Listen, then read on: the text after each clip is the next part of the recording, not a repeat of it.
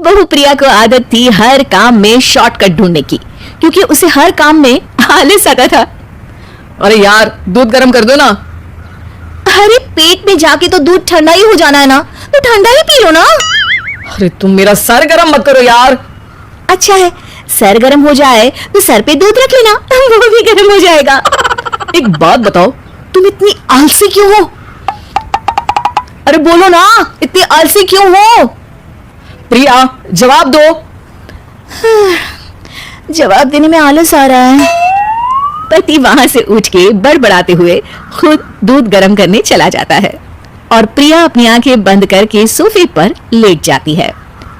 प्रिया की इस आदत का घर वाले सबको पता तो था ही, अब तो बाहर वाले भी उसको आलसी बोलने लगे थे। अरे बहू सुन ना, एक गुड न्यूज है। क्या माँ जी, आप सब कुछ मेरे नाम करने वाली हैं क्या? अरे बस तेरा दिमाग पैसों में ही लगा रहता है। माँ जी, आपको तो पता है कि मैं गांधी जी की कितनी बड़ी फैन हूँ, और गांधी जी तो नोट पे ही मिलते हैं ना, इसलिए पैसों के अलावा कहीं दिमाग ही नहीं रहता। वैसे गुड न्यूज क्या है? अरे गुड न्यूज ये है कि मेरी कुछ सहेलियां आने वाली है। ये भी कोई गुड न्यूज है क्या? जब भी आपकी सहेलियां आती हैं, मेरे किसी न किसी काम में खोट निकाल के जाती हैं। हमेशा कोई कमी दिखी जाती है उनको मेरे काम में, और मुझे आलसी बोलते हैं वो लोग।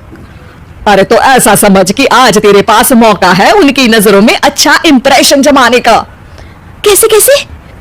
उनके लिए खाने की इतनी स्वादिष्ट चीजें बना कि वे उंगलियां चाटती रह जाए। माँ जी, ये तो आप मुझे नया काम पकड़ा रही हो। अरे मेरी सहेलियों से तारीफ पानी है कि नहीं? हाँ, पानी तो है। तो बस जाओ, बन जाओ बावर्ची, लगाओ तड़का, कल शाम को आएंगी वो। अगले दिन सास सुबह से घर के बाहर अपनी सहेलियों के पास चली जाती है और शाम को सब प्रिया के हाथ का खाना खाने घर आते हैं। आज देखते हैं कि प्रिया बनाती क्या है। हाँ, पिछली बार हमने बोला कुछ हल्का खाएंगे तो पापड़ फ्राई करके ला दिए थे बस। हाँ, और उसके पहले जब आए थे और बोला था कि भारी खाना खाना है तो तरबूज काट के ले आई थी। बोल रही थी तरबूज भारी होता है ना। अरे बस भी करो, इतनी बुरी नहीं है मेरी बहू। तभी बहू वहाँ खाना लेकर आती है।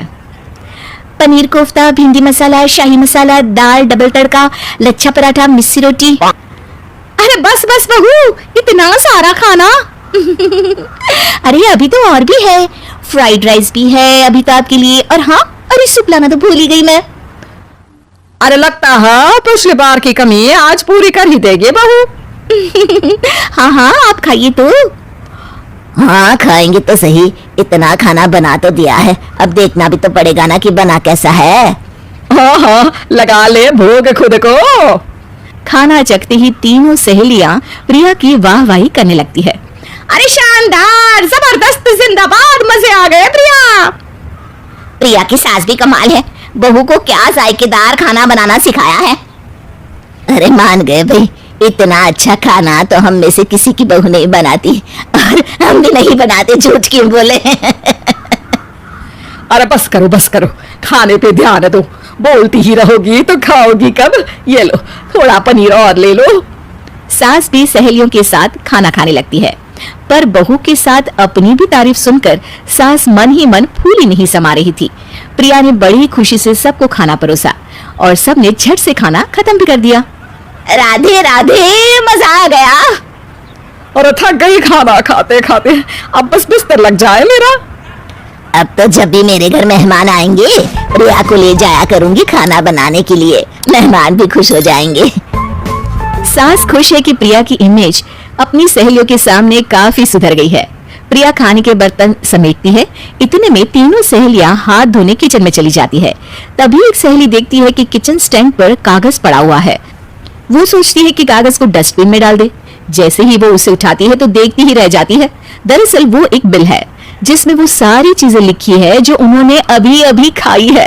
वो चुपचाप बिल उठाकर बाहर आ जाती है और उसके पीछे बाकी दो सहेलियां भी आती हैं। प्रिया, खाना अच्छा बनाया था, सच कहूँ तो बहुत अच्छा बनाया था। थैंक यू, बहुत अच्छा लगा सुन के। हाँ, पर जिसने बनाया वो इतनी तारीफ सुनता तो उसे और भी अच्छा लगता। मतलब क्या? ये बिल देखो, तुम्हारी बहू ने ऑनलाइन ऑर्डर किया था खाना। अरे तारीख तो आज की ही है ना? हाँ हाँ आज की ही है। प्रिया, ये सब सही है क्या? प्रिया अपना सर झुका लेती है। सास सब समझ जाती है, पकड़ी गई है। बहू की इतना भी आलस अच्छा नहीं प्रिया। अरे बता ही देती कि बाहर का खाना है, मैं बाहर का खाना खाती नहीं हूँ। तीनों सहेलियां वहां से जा रही होती है कि तभी उनमें से एक मुड़कर कहती है, अब ये तो बताओ कि खाने की रेटिंग बहू को दे या डिलीवर करने वाले को। प्रिया समझ जाती है कि शॉर्टकट लेने की वजह से उसके साथ सास को भी ये बेइज्जती झेलनी पड़ी और वो कसम खाती है कि अब से शॉर्टकट से नहीं मेहनत से काम करेगी।